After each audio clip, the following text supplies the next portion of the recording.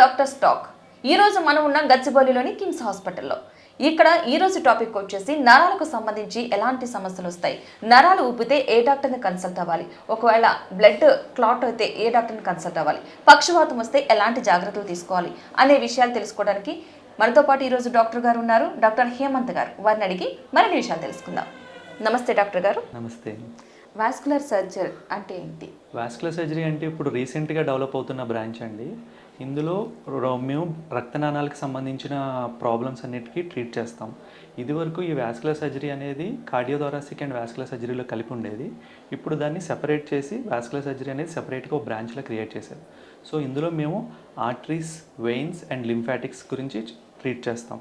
So arteries అంటే మనకు తెలుసు కదా, హార్ట్ నుంచి వెళ్ళే ఫ్రెష్ బ్లడ్ క్యారీ చేసే వాటిని ఆర్టరీస్ అంటాము. బాడీ నుంచి వెనక్కి హార్ట్కి తీసుకెళ్లే బ్లడ్ వెజల్స్ని వెయిన్స్ అంటాము. ఇవి కాకుండా ఇంకా మిగిలిపోయిన ఏదైనా కొద్దిగా ఉన్న బ్లడ్ని వెనక్కి తీసుకెళ్లేదాన్ని లింఫాటిక్స్ అంటాం. సో ఈ మూడిట్లో ఏదైనా ప్రాబ్లం ఉంటే దాన్ని మేము హ్యాండిల్ చేస్తాం. సో ఏం ప్రాబ్లమ్స్ ఉంటాయి? సో ఆర్టరీస్లో ప్రాబ్లమ్స్ ఎలా ఉంటాయంటే, మనకి హార్ట్ అటాక్ ఎలా వస్తుంది హార్ట్ పేషెంట్స్లో, అలాగే కాళ్ళకి చేతులకి వెళ్ళే రక్తనాళాల్లో ప్రాబ్లమ్స్ ఉంటే చేతులకి కానీ కాళ్ళకి కానీ తిమ్మిర్లుగా, నొప్పిగా, నడుస్తుంటే కాళ్ళు నొప్పి రావటం, ఇలాంటివన్నీ జరుగుతూ ఉంటాయి. సో వాటిల్లో మేము బ్లడ్ ఫ్లోని పెంచడానికి ఎలా చేయాలి, మందుల ద్వారా చేయొచ్చా లేకపోతే ఆపరేషన్ చేయాలా అనేది డిసైడ్ చేసి చేస్తాం. సో సేమ్ అలాగే మీరు బాగా వింటున్న వారికోజ్ వెయిన్స్ ప్రాబ్లం కూడా మేమే డీల్ చేస్తాం. అలాగే ఈ కిడ్నీ పేషెంట్స్లో డయాలసిస్కి అవసరమైన యాక్సెస్ని కూడా మేము క్రియేట్ చేస్తూ ఉంటాం. సో ఇవన్నీ కలిపి వాస్కులర్ సర్జరీ బ్రాంచ్ సెపరేట్గా డివైడ్ అయింది. ఈ ప్రాబ్లమ్స్ అన్నీ మేము ట్రీట్ చేస్తూ ఉంటాం. వాస్కులర్ సర్జరీని ఎప్పుడు కలవాలి అసలు? సో మమ్మల్ని ఎప్పుడు కలవాలి? ఒకటి, ఫస్ట్ నేను మీకు ముందు చెప్పినట్టుగా ఆర్టరీస్లో ప్రాబ్లం ఉన్నా, వెయిన్స్లో ప్రాబ్లం ఉన్నా, లింఫాటిక్స్లో ప్రాబ్లం ఉన్నా మమ్మల్ని కలవాలి. సో ఈ ప్రాబ్లం మాకు ఉంది అని ఎలా తెలుస్తుంది? ఫస్ట్ ఆర్టరీస్లో ప్రాబ్లం ఉంటే, సో కాళ్ళకి సప్లై అయ్యే బ్లడ్ వెజల్స్లో మీకు ఏమైనా ప్రాబ్లం ఉందనుకోండి, సో అది ఎలా ప్రజెంట్ అవుతుంది? ఫస్ట్ ఇనీషియల్గా మీకు నడుస్తున్నప్పుడు కొద్ది దూరం 1 కిలోమీటర్, అర కిలోమీటర్ నడిచిన తర్వాత పిక్కల్లో బాగా పట్టేసినట్టుగా నొప్పిగా అనిపిస్తుంది. ఒక 2 నిమిషాలు రెస్ట్ తీసుకున్న తర్వాత నొప్పి తగ్గుతుంది. మళ్ళీ అదే దూరం నడిస్తే మళ్ళీ నొప్పి వస్తుంది. అలా నొప్పి వస్తుంది అంటే దాని అర్థం కాలికి వెళ్ళే రక్త సరఫరాలో ప్రాబ్లం ఉంది అని. జనరల్గా ఎక్కువగా ఈ ప్రాబ్లం ఎవరిలో వస్తుంది అంటే డయాబెటిక్, షుగర్ పేషెంట్స్లో, స్మోకింగ్, సిగరెట్లు ఎక్కువ కాల్చే పేషెంట్స్లో ఈ ప్రాబ్లం వచ్చే అవకాశం ఎక్కువగా ఉంటుంది. సో ఇది మీరు నెగ్లెక్ట్ చేసి అలా వదిలేస్తే కొన్ని రోజులకి ఏమవుతుందంటే కాలి సప్లై ఎంత తగ్గిపోతుందంటే కాలికి పుండ్లు పడిపోతాయి. ఆ పుండ్లు పడిన తర్వాత అవి ఇంకా తగ్గవు, ఎందుకంటే వెళ్ళాల్సిన రక్తం కాలికి వెళ్ళట్లేదు కాబట్టి, ఆ సరఫరా సరిగ్గా లేదు కాబట్టి ఆ పుండ్లు మానవు. సో పుండు పడే స్టేజ్కి వెళ్ళిందంటే అప్పుడు వాస్కులర్ సర్జన్ కాకుండా వేరే డాక్టర్ దగ్గరికి ఎవరికైనా వెళ్తే అది సరిగ్గా డయాగ్నోజ్ అవ్వకపోతే ఆ వేలు తీసేస్తారు. ఆ పుండు పడిపోయింది కదా అనేసి ఆ కాల్లో ఒక వేలు తీసేస్తారు.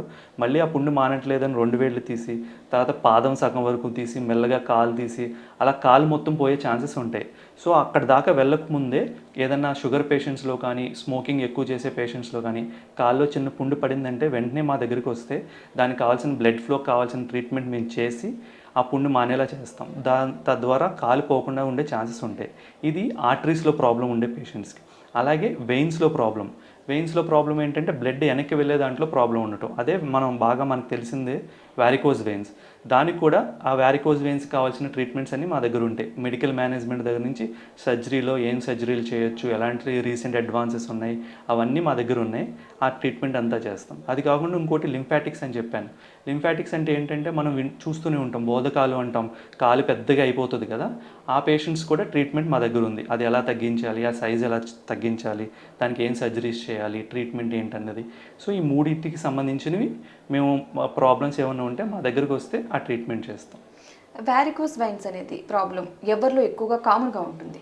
సో మనకిప్పుడు మనిషి 4 కాళ్ళ మీద నుంచి 2 కాళ్ళ మీదకి మారటం వల్ల వచ్చిన వన్ ఆఫ్ ది శాపం ఈ varicose veins. So varicose veins అంటే ఏంటంటే హార్ట్ నుంచి కాలికి బ్లడ్ వెళ్ళటం ఈజీ, ఎందుకంటే హార్ట్ పంప్ చేస్తుంది కాబట్టి ఈజీగా కాలికి బ్లడ్ వెళ్ళిపోతుంది. కానీ కాళ్ళ నుంచి వెనక్కి వెళ్ళాలంటే మనం కొద్దిగా ప్రయత్నం, మన వైపు నుంచి కూడా కొద్దిగా కృషి ఉండాలి. అప్పుడే బ్లడ్ కాళ్ళ నుంచి హార్ట్కి వెళ్తుంది. ఏంటి ఆ కృషి?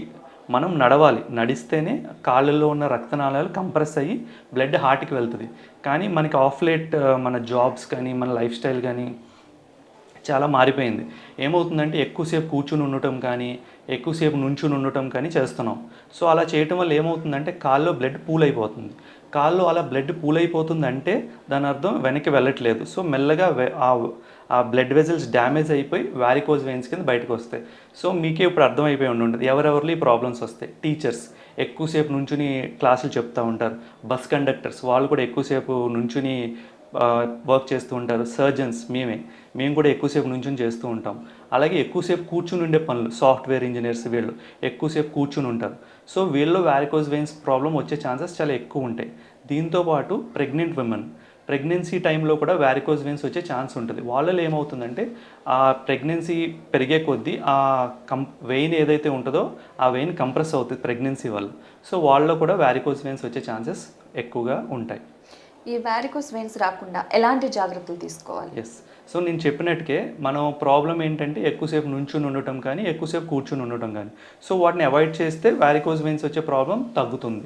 ఎలా అవాయిడ్ చేయాలి? కుదరదు కదా, నేను సాఫ్ట్వేర్ కంప్యూటర్ ముందు కూర్చుని పని చేయాలనుకుంటే ఆ టైంలో ఏం చేయాలంటే ఒక హాఫ్ అన్ అవర్ మనం కంటిన్యూస్గా హాఫ్ అన్ అవర్ 1 అవర్ కూర్చున్నామంటే అట్లీస్ట్ ఒక 5 మినిట్స్ లేచి ఒక వాక్ చేసి వస్తే బెటర్గా ఉంటుంది. సో బ్లడ్ ఫ్లోని మనం వెనక్కి పంపించగలుగుతాం.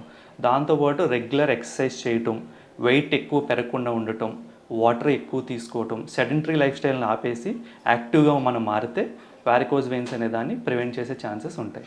ఈ వారికోస్ వెయిన్స్కి లేటెస్ట్ ట్రీట్మెంట్ ఏంటి అసలు? సో వారికోజ్ వెయిన్స్ ఒకప్పుడు ఓపెన్ సర్జరీ చేసేవాళ్ళం. ఓపెన్ సర్జరీ అంటే ఏంటంటే ఆ నరం మొత్తం ఓపెన్ చేసి తీయాల్సి వచ్చేది.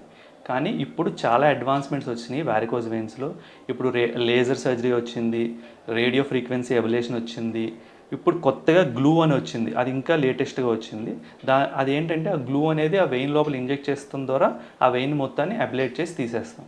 దాంతోపాటు ఫోమ్ స్క్లిరోథెరపీ అని చిన్న చిన్న నరాలు ఎక్కడన్నా కనిపించకుండా మనకి, అంటే కొంతమంది కాస్మెటిక్ ప్రాబ్లం ఉంటుంది, అంటే వెయిన్స్ నా కాళ్ళలో కనిపిస్తున్నాయండి అంటే వాళ్ళకి అంత పెద్ద ప్రాబ్లం ఉండదు, ఆ వెయిన్తో జస్ట్ చూడటానికి బాగాలేదు అనిపిస్తూ ఉంటుంది. వాళ్ళలో ఈ ఫోమ్ స్క్లిరోథెరపీ కానీ లేజర్ ద్వారా కానీ ఆ చిన్న చిన్న నరాలను కూడా అబ్లేట్ చేయొచ్చు. సో చాలా అడ్వాన్స్ అయిపోయింది వారికోజ్ వెయిన్స్ ట్రీట్మెంట్.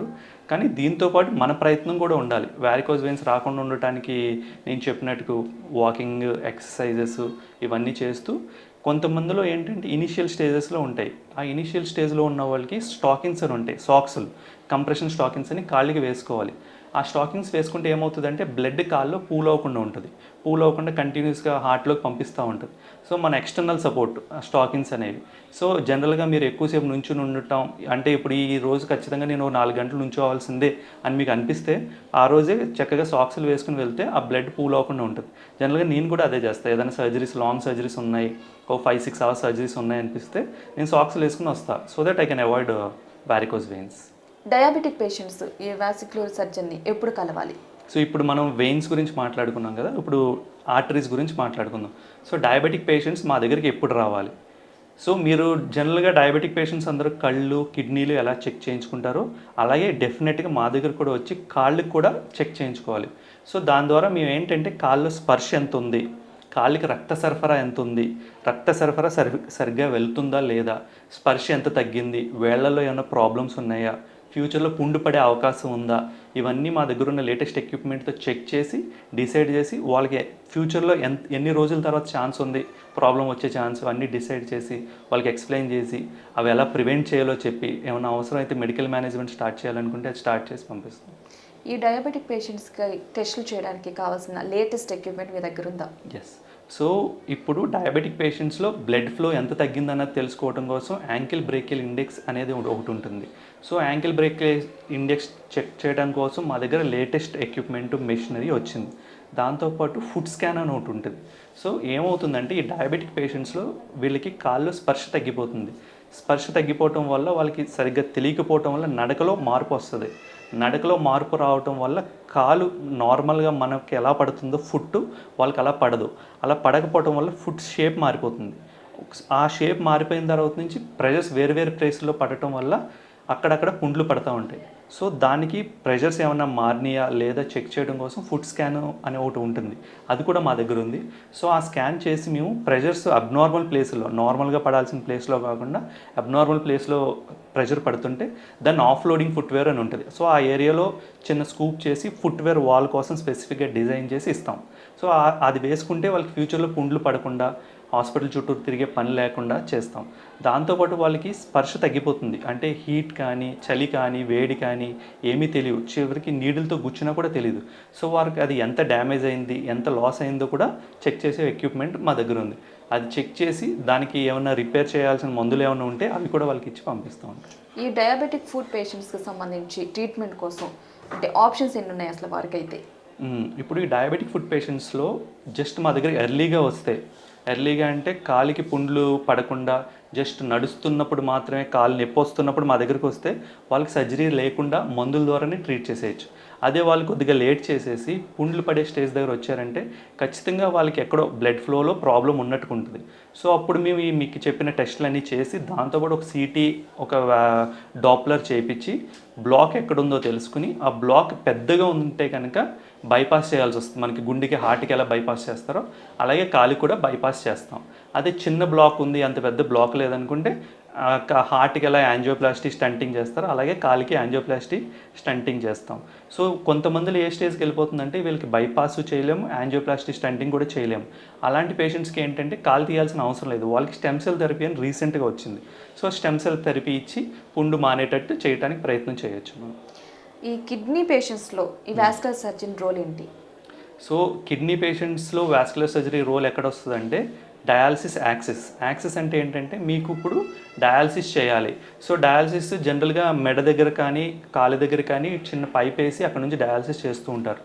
అది ఎక్కువ రోజులు చేయలేం. గట్టిగా చేస్తే వారం 2 వారాల వరకు అందులో చేయొచ్చు. సో వీళ్ళకి పర్మనెంట్ సొల్యూషన్ ఒకటి క్రియేట్ చేయాలి డయాలసిస్ చేయడం కోసం. డయాలసిస్ చేయడం కోసం చేతి దగ్గరికి కానీ కాళ్ళకి కానీ ఎక్కడో చోట యాక్సిస్ క్రియేట్ చేయాలి. దాన్ని ఆర్టీరియోవీనస్ ఫిస్టులా అంటాం. సో ఆర్టీరియోవీనస్ ఫిస్టులాలు చేసేది వాస్కులర్ సర్జరీ. సో వాళ్ళకి వెయిన్స్ మంచిగా ఉంటే డైరెక్ట్గా ఆర్టీరియోవీనస్ ఫిస్టులా చేయొచ్చు.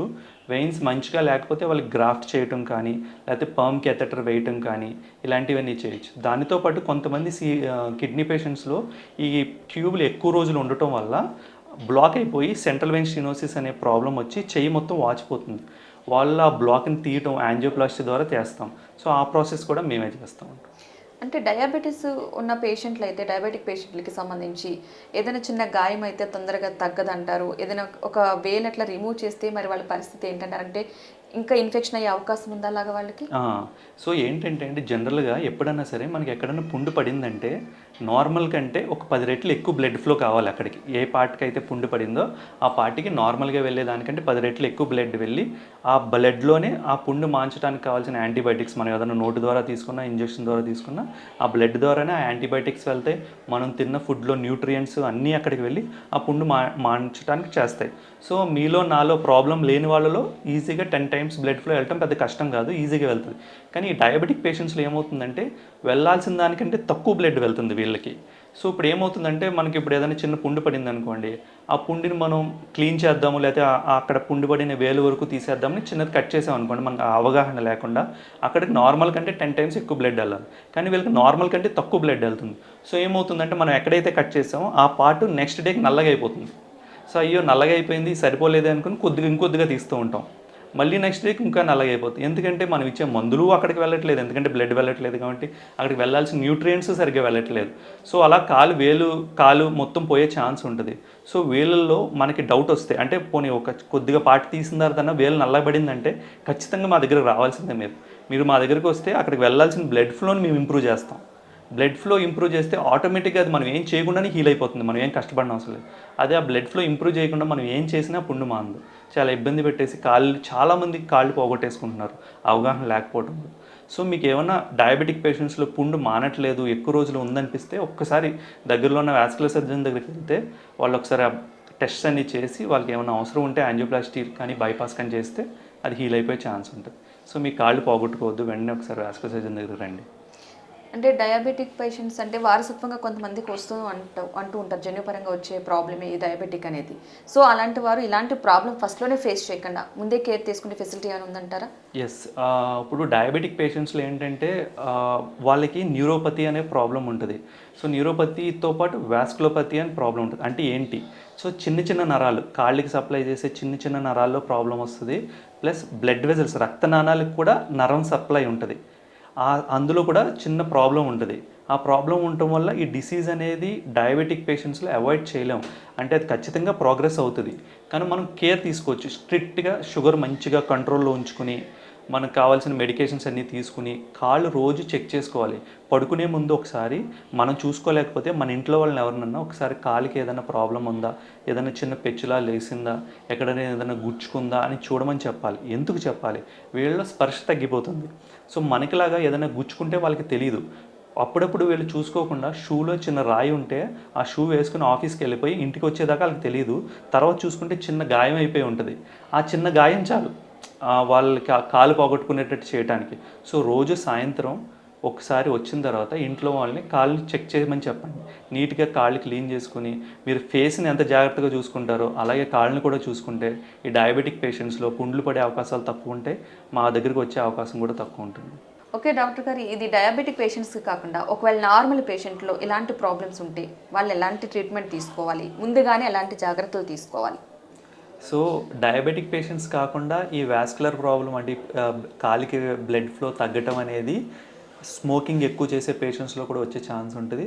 దాంతోపాటు ఇంకా వారసత్వంగా కూడా కొన్ని వాస్కులైటిస్ అనే ప్రాబ్లమ్స్ ఉంటాయి. సో వారసత్వంగా కూడా వచ్చే ఛాన్సెస్ ఉంటాయి, కానీ ఎక్కువగా స్మోకింగ్ పేషెంట్స్లో, డయాబెటిక్ పేషెంట్స్లోనే మన ఇండియాలో ఎక్కువ చూస్తూ ఉంటాం. ఈ వాస్కులైటిస్ అనేది ఇండియాలో కొద్దిగా తక్కువ, వెస్ట్రన్ కంట్రీస్లో కొద్దిగా ఎక్కువగా ఉంటుంది. సో వీళ్ళలో కూడా ఇప్పుడు స్మోకింగ్ చేసే పేషెంట్స్లో ఈ వాస్కులర్ ప్రాబ్లం వచ్చిందంటే, అంటే ప్రాబ్లం అంటే ఏంటి? నడుస్తుంటే పిక్కల్లో పట్టేయటం, పిక్కల్లో నొప్పి రావటం, లేకపోతే పుండ్లు పడి మానకపోవటం, ఇవే. సో ఇవి డయాబెటిక్ పేషెంట్స్ కాకుండా స్మోకింగ్ చేసే పేషెంట్స్లో వచ్చిందంటే వాళ్ళు కూడా సేమ్ ఇదే, స్మోకింగ్ మానేయటం, లైఫ్ స్టైల్ మార్చుకోవటం, ఇవన్నీ చేసుకోవాలి. సో ఎందుకు ఈ ప్రాబ్లం వస్తుంది, ఏం జరుగుతుంది బ్లడ్ వెజల్స్లో అంటే, ఎథెరోస్క్లిరోసిస్ అనే చిన్న ప్రాబ్లం ఉంటుంది. సేమ్ గుండెకే బ్లడ్ సప్లై దాంట్లో ఎథెరోస్క్లిరోసిస్ ఎలా జరుగుతుందో అలాగే కాల్లో కూడా ఎథెరోస్క్లిరోసిస్ అనే ప్రాబ్లం వస్తుంది. ఏంటి ఎథెరోస్క్లిరోసిస్?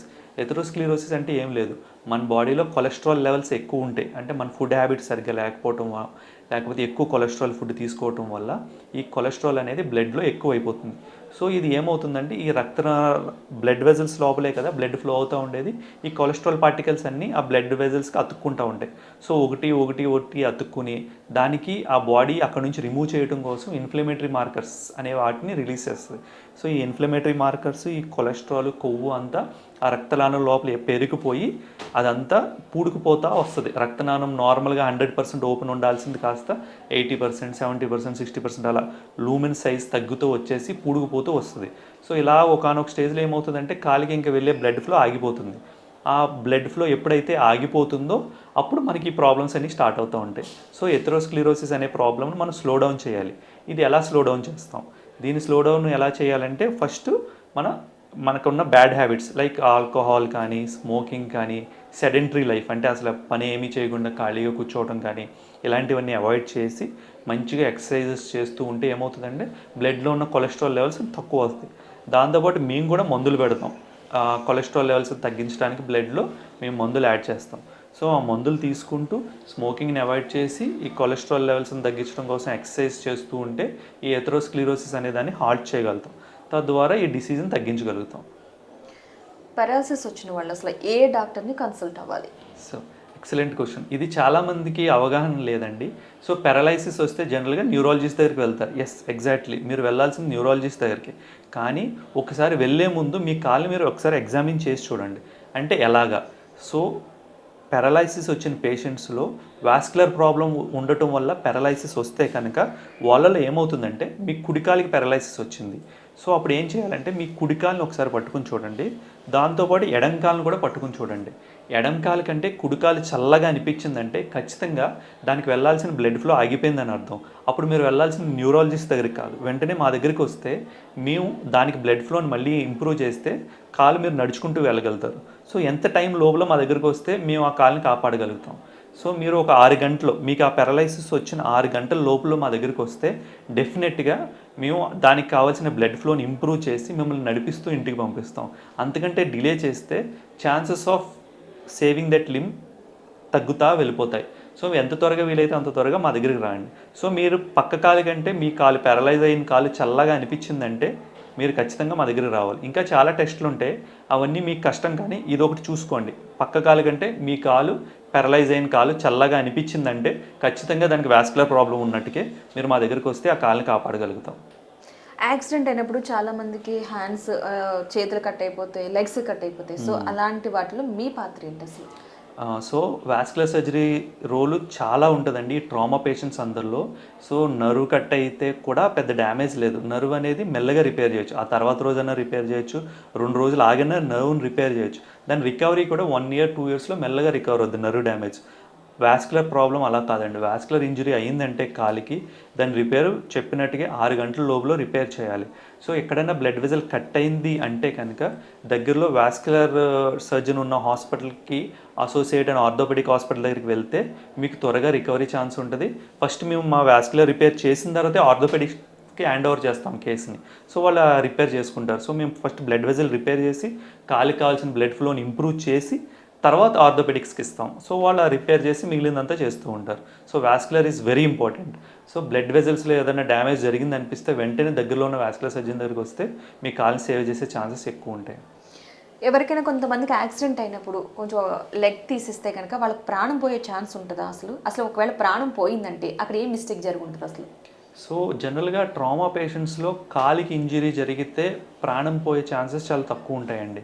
ఎందుకంటే మన బాడీలో దేవుడిచ్చిన మెకానిజం ఏంటంటే ఏదైనా బ్లడ్ వెజల్ కట్ అయిందంటే అది వెంటనే దానంతట అది పూడుకుపోతుంది. సో ఈ బ్లడ్ వెజల్ ఇలా కట్ అయిందంటే ఇది ఇలా మూసుకుపోతుంది. సో బ్లడ్ ఫ్లో ఉండదు. సో కిందకి బ్లడ్ వెళ్ళదు. సో ఈ ఎక్కడైతే కట్ అయిందో ఆ డిస్టల్ ఆ దూరంగా ఉన్న వేళ్ళు కాళ్ళు పోతుంది తప్ప ప్రాణం పోయే ఛాన్సెస్ చాలా తక్కువ ఉంటాయి. సో ప్రాణం ఎప్పుడు పోతుంది?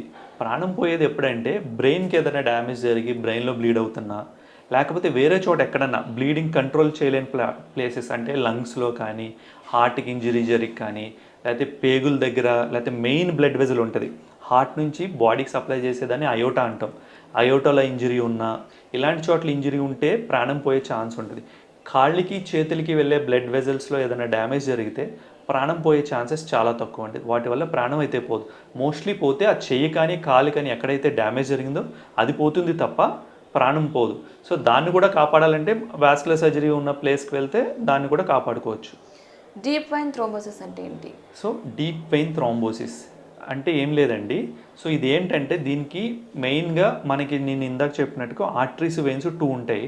వెయిన్స్ అంటే బ్లడ్ని వెనక్కి తీసుకెళ్లే దాంట్లో. సో వెయిన్స్లో 2 రకాలు ఉంటాయి. ఒకటి సూపర్ఫిషియల్ వెయిన్స్, ఇంకోటి డీప్ వెయిన్స్.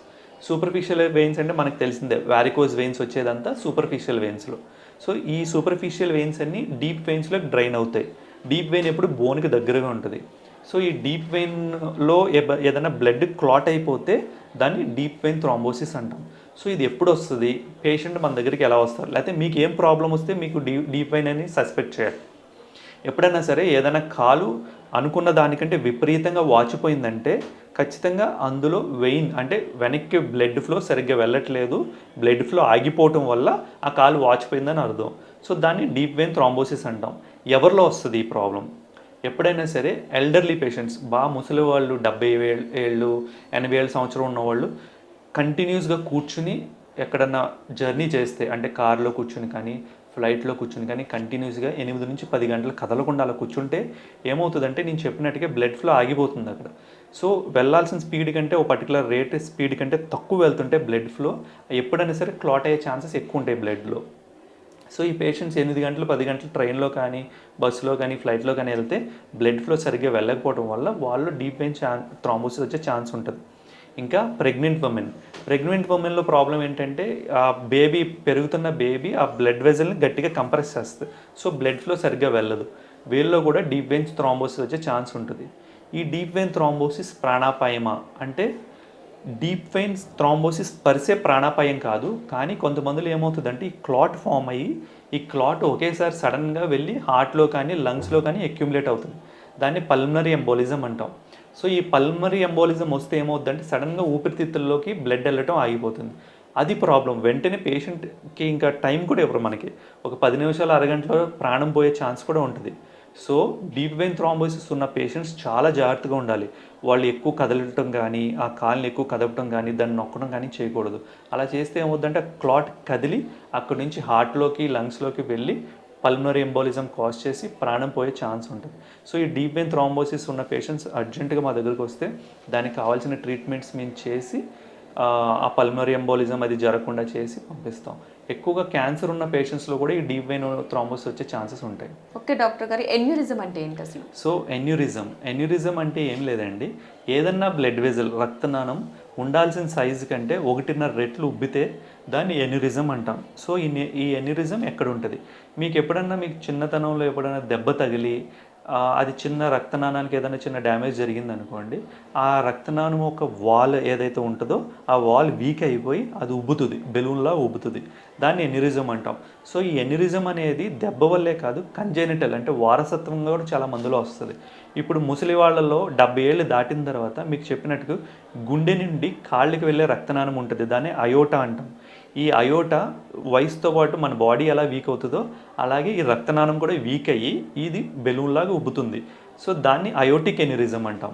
సో ఈ అయోటిక్ ఎన్యూరిజం పేషెంట్స్ని అలాగే వదిలేస్తే జనరల్గా అయోటా సైజు 1 నుంచి 3 సెంటీమీటర్ల వరకు ఉంటుంది. ఈ పేషెంట్స్లో 5 నుండి 6 సెంటీమీటర్ల సైజు వరకు ఉబ్బిపోతుంది. ఒకనొక స్టేజ్లో ఏమవుతుందంటే అది వాళ్ళకి బీపీ 120 ఉండాల్సింది సడన్గా ఏదైనా టెన్షన్ పడవు, లేకపోతే ఏదైనా బ్యాడ్ న్యూస్ ఉండటం వల్ల వాళ్ళు బీపీ పెరిగితే ఆ బీపీని తట్టుకోలేదు, ఆ ఎన్యూరిజం ఉన్న అయోటా తట్టుకోలేదు. సో వెంటనే అది పగులుతుంది. అది పగిలిన వెంటనే patient within span of 1 or 2 minutes collapse అయిపోయి చనిపోయే ఛాన్స్ ఉంటుంది. సో ఈ ఎన్యూరిజంని ఎలా డయాగ్నోస్ చేయాలి? సో ఏమవుతుందంటే ఈ పేషెంట్స్లో వాళ్ళకి పొట్ట దగ్గర కొద్దిగా ఏదో ఊగుతున్నట్టు కానీ ఏదో కొట్టుకుంటున్నట్టు కానీ అనిపిస్తూ ఉంటుంది. లేకపోతే జనరల్గా ఒకసారి 70 years 75 years అయిన తర్వాత ప్రతి ఒక్కళ్ళు ఒకసారి అల్ట్రాసౌండ్ అబ్డామిన్ చేయించుకుంటే వాళ్ళు పేగులు, కిడ్నీలు, లివర్తో పాటు అయోటాను కూడా ఒకసారి చెక్ చేసి చూస్తారు. ఈ అయోటా సైజ్ పెరిగినట్టుగా అనిపిస్తే కనుక మా దగ్గరికి పంపిస్తారు. ఈ ఎన్యూరిజం అనేది అయోటాలోనే కాదు, ఎక్కడన్నా ఏ బ్లడ్ వెజల్లో అన్నా రావచ్చు. కాల్లో బ్లడ్ వెజల్లో రావచ్చు, చేతుల్లో బ్లడ్ వెజల్లో రావచ్చు. సో ఈ ఎన్యూరిజమ్స్కి కావాల్సిన ప్రాపర్ ట్రీట్మెంట్ కాయిల్ ఎంబోలైజేషన్ కానీ, గ్లూ ఎంబోలైజేషన్ కానీ, సర్జికల్ ఎక్సిజన్ కానీ ఇవన్నీ మా దగ్గర ఉన్నాయి, మేము చేసి పెడతాం. సో ఈ ఎన్యూరిజం పేషెంట్స్ మా దగ్గరికి ఎప్పుడు వస్తారంటే జనరల్గా వీళ్ళకి తెలియదు, వీళ్ళకి ఈ ప్రాబ్లం ఉంది బాడీలో అన్నది తెలియదు. ఇన్సిడెంటల్గా వేరే డాక్టర్ దగ్గరికి వేరే ప్రాబ్లంతో వెళ్తే వాళ్ళు ఏదో స్కాన్ చేస్తే వాళ్ళు అందులో ఇన్సిడెంటల్గా రేడియాలజిస్ట్ ఇది చూసి మా దగ్గరికి పంపించడమే జరుగుతుంది. ఇండియాలో ఇంకా రొటీన్ స్కానింగ్ ఈ ఏజ్తో ఇలా ఇంత స్కాన్ చేయాలనే ప్రోటోకాల్స్ ఇంకా రాలేదు కాబట్టి ఇన్సిడెంటల్గా వస్తుంది. ఫ్యూచర్లో ఈ ప్రాపర్ ప్రోటోకాల్ పెట్టి ఈ ఎల్డర్లీ పీపుల్ అందరిలో అల్ట్రాసౌండ్ చేసి బ్లడ్ వెజల్స్ అన్నీ ఒకసారి స్కాన్ చేసి చూస్తే ఇది వాళ్ళకి ప్రాబ్లం క్రియేట్ చేయకముందే బయటపడుతుంది. సో వాళ్ళకి ప్రాబ్లం క్రియేట్ అవ్వకముందే ట్రీట్మెంట్ కూడా జరిగిపోతుంది.